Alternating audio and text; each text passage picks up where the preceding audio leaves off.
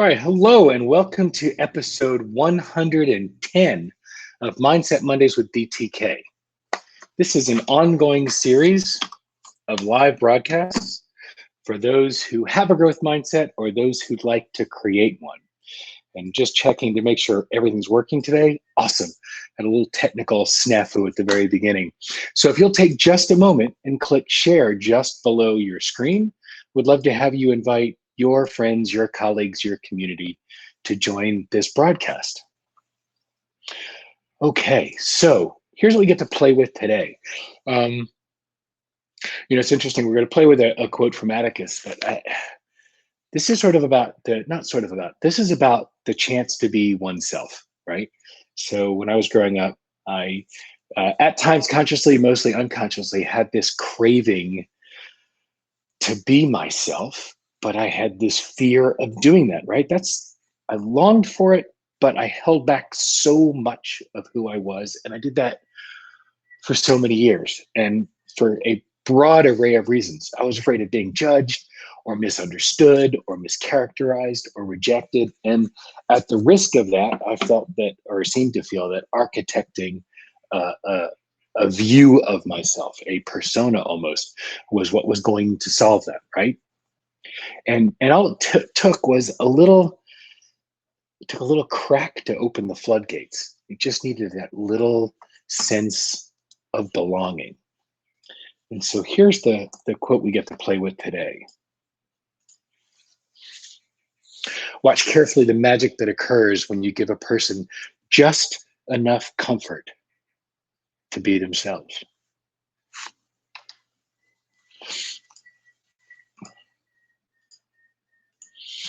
And I think I got my technology running today. And it's interesting. There are a lot of things I remember very well from growing up and a lot of things I don't. So as I started to play with this idea, I recall that first experience of being on a hockey team. And then it was a soccer team, and then a youth group, and then the tag program at school, theater. And with each of these along the way, and so many other experiences with different communities, the youth group growing up, I got more and more comfort and more comfortable with being myself. I have magical memories of each of these. No, don't get me wrong, not everything was rosy and glorious. I mean, there were plenty of times where I had really crappy experiences growing up, and that was part of the whole experience. But it was amazing how each of those environments gave me a little more comfort at being me. And then there's a relationship where I felt truly seen. Now, to be fair, it took me about 10 years into the relationship to really begin to peel off more of the mask, right? But that relationship made such a difference in my life. I married her. And I think when I started to let the mask go, when I had my awakening about 10 or so years into our marriage, that's when the magic truly began. Not because of her, but rather because of who I allowed myself to be by having that grace, having that support, having that acceptance, having that love. And I look now for communities and relationships and situations where I have that kind of support, that kind of grace, that kind of acceptance, and where I can draw that comfort and really lean into being myself. And it's fascinating. It's like I lean away from the relationships and the communities and the situations where I don't feel that comfort, that welcoming, where I don't feel that people are leaning into that magic that comes from being themselves. But it's astounding how rewarding those situations are in those relationships and those communities where I'm given the comfort to be myself. And it's interesting, Eleanor Roosevelt quote comes up that no one can make you feel inferior without your permission. I'm maybe butchering that a little bit.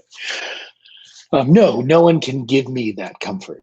I get that. I get that it's all about me. And yet there are situations and scenarios and relationships and connections where the people are so aware and open and comfortable with themselves, maybe, that's what allows that opening for others around them to be that way. And so I'm curious, the question that comes up for me is, where are you finding that comfort, drawing that comfort? Where do you have this communities and connections and relationships around you where you feel even more comfortable to be more yourself?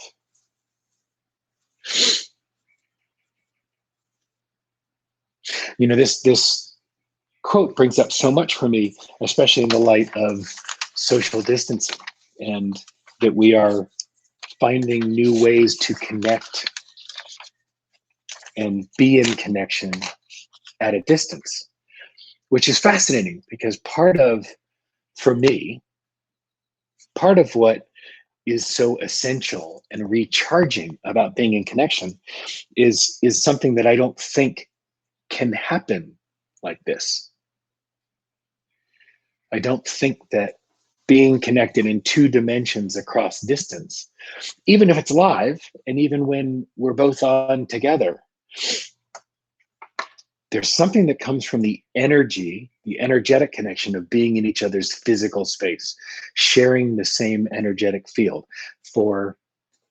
And I want to do more research on this, but I'm going to share my experience. In my experience, mirror neurons fire differently. In fact, I don't believe they do fire like this. I think that being in physical connection with someone allows the mirror neurons to engage. And there's something different about being in physical connection, sharing the energetic space. And I'm noticing that I'm missing that. And as many of these opportunities that I'm creating, I'm still coaching. I still have a very active client base. I still have the opportunity to work with prospective clients who are considering stepping into coaching. I've opened up the Refresh Fridays every day at 2 Eastern, these open Zoom calls where people are in connection, in community, and even doing some coaching. So and then Mindset Mondays and other communities that I've been invited to be part of where we are connected over Zoom or FaceTime. So I'm zoomed out. I'm in lots of connection with lots of people and lots of community electronically. But is that the same? Does it suffice? Is it enough? Does it provide the same type of community and connection? Nora Virginia says, I know that with my clients, I have honored who they are and where they are in their journey. I validate their experience. So many of them have gotten teary from relief that I actually see them. And oh my God, Virginia, that's so powerful. I've said for years that being listened to feels so much like being loved that people can scarcely tell the difference. And part of the work that we do in terms of supporting humans in a one-on-one capacity is oftentimes being the person who sees them fully or hears them fully in a way that they don't get that anywhere else. So it's beautiful that you have the gift of being able to do that for folk and that they have you and are able to experience that. And it's important that people have that right now.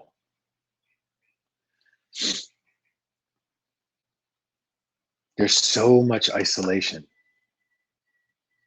I mean, there's so much isolation anyway, and now it's been amped up.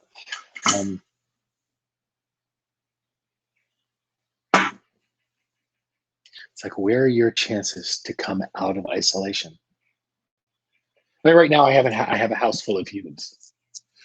With me and Elaine, Elaine and I work out of the house.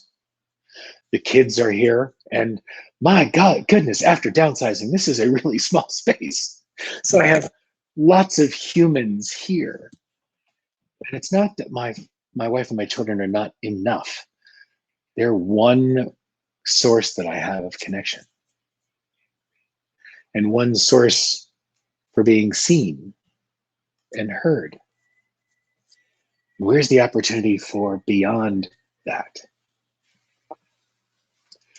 It's moving. Mary Virginia says it's moving me, a real joy. Been encouraging my kids to have their friends over so they can sit 6 to 10 feet apart, but they actually talk in person.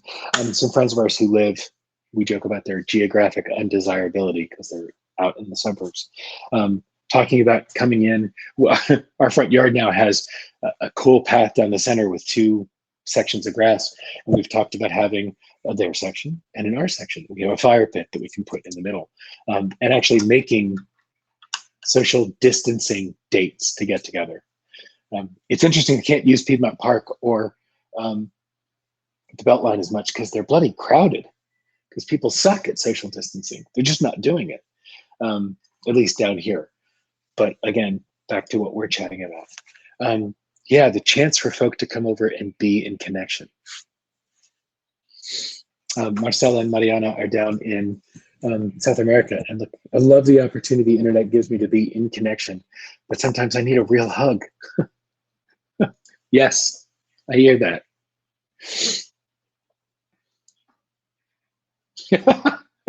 Yes, Bill. Easy on the suburb people. No, sweetie, it's not about being in the suburbs. It's about how damn far that is from where I am. Yeah, no, Lena's saying that she meets more of her neighbors out walking the dogs every day. Been hearing from folk in New York that they'll see the same dog walking with 5 and 6 different people throughout the day. People are lending out their dogs so that they can get outside. So it's amazing how creative people are being. And yes, my God, distance socializing. Thank you, Mary Virginia. We need more distanced socializing. That is a lot harder to say than I thought. But it's important to know to create that, right? It's not just having it, it's not just having the help and support available, it's taking advantage of it. There are so many people that I hear saying, no, I got this, I'm doing fine. I'm doing fine. You know, introverts joking about they've been preparing for this time their entire lives, and yet there's some ways, and some of the stuff I've been reading is fascinating, and I want to see what Susan Cain is saying about this. The idea that not all the introverts are doing really well. It's not just the extroverts that are suffering with social distancing. It's introverts are not faring terribly well as well. And I think a lot of this has to do with being able to or willing to not just reach out for help and ask for it, but accept it when it's offered. Susan Cain wrote the book Quiet, The Hidden Power of Introverts. I have to look that up. And she's done a tremendous amount of work on the power of this superpowers of introversion. And it'll be fascinating to see, you know, the next round of her work after we've had weeks or months of forced introverting for folks and the social isolation. So it'll be interesting to see what we learn from this and what we learn about connection and the power of physical connection. It'll be interesting to see what the HeartMath Institute does with this opportunity and how they study what it is to be in shared energetic field. Emily Gale says, I walk out and people are waving and smiling from a distance. Social distancing in Canada is being a moose distance apart. Yes, but you still have to be 300 feet from a moose. There's a bit in Colorado where they're talking about how important it is to stay 300 feet from wildlife, but only 6 feet from humans. So where are you asking for help? Where are you seeking support? Where are you willing to accept support? What are you doing to feed you? Where are you taking an active role in creating connection and community in your world? I mean, this is what I've done. This Refresh Fridays piece has become very interesting. I've had people on the calls. It's every Friday at 2 Eastern time in the US. And I've had folks so far from oh my God, as many as 5 different countries on 3 different continents, and of folks that are looking for that opportunity to be in connection, in community. And I just put it out there as an opportunity for exactly that, the chance for people to lean in to what they need. And it's an open call. And so it's been remarkable to see what people are looking for and leaning in for. And so obviously, all of you that are here live and see this are invited to join those calls. I'm doing them through at least the end of April, and given the way things have just been extended, probably till the end of May.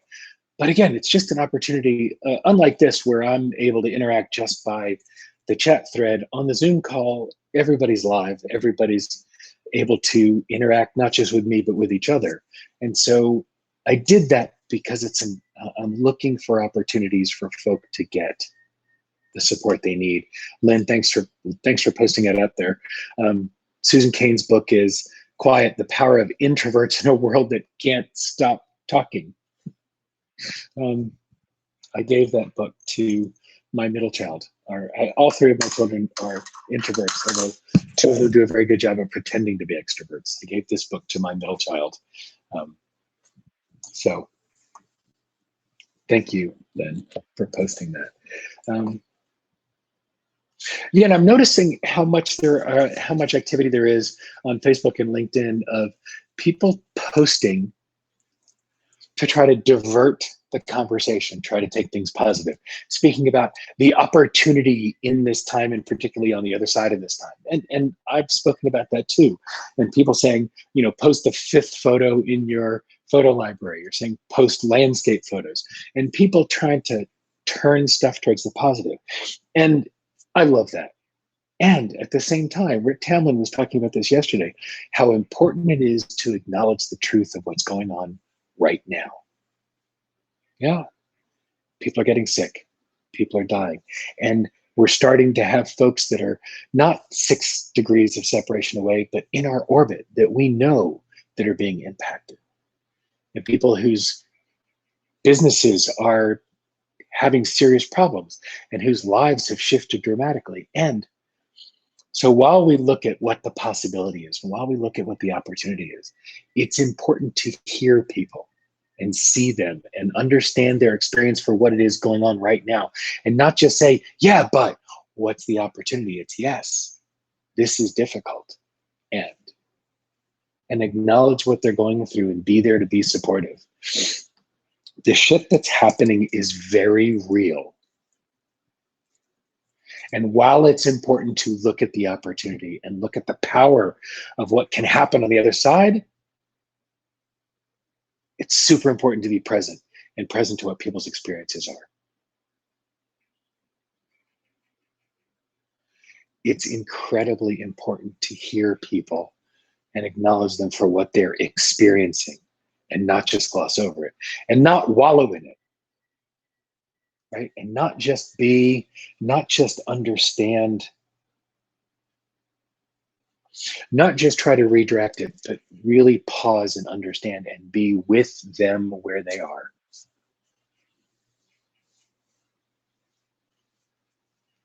My God, Mary Virginia, that's very, very close. I'm sorry to hear. That's hitting very personally.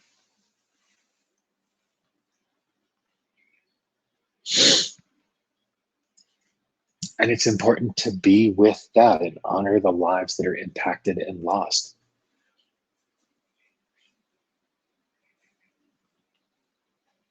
There will be time for playing with what's next. There is time for digging in and looking for opportunity and possibility. And we can't give short shrift to the reality, because when we do, when we suppress that, we sublimate those feelings, then we're not truly seeing someone. We're telling them that only the pretty parts are okay and the ugly parts aren't. Right? I was listening to the story on This American Life yesterday of guy who runs 50 to 60 ambulance or EMTs in the New York area. And he said part of his world, part of his job for the last couple of decades has been, for 17 years, has been supporting people when they lose someone. He said, I haven't had a problem being able to stand there and be present and tell someone, I'm sorry, there's nothing else we can do, or I'm sorry, your loved one is dead. And to be there and let them cry on the shoulder and be empathetic and supportive of them. And he was telling this story yesterday that on Friday he had to tell this man that his wife had passed away. And then he couldn't let him cry on his shoulder. He couldn't kneel down next to him while he suffered. He had to stay 6 feet away while this man's life caved in around him. And he said the first time in 17 years he's gotten back in his ambulance and he sobbed. It's hard not to be able to be there for someone. And it's hard not to have someone able to be there for you. And it's important that we see people fully for who they are and who they be and the experience that they're having. And we get so much out of being supportive for folk. It's hard to not be there. So what are the ways in which you can see those around you and you can hear those people around you and love them and support them fully for who they are?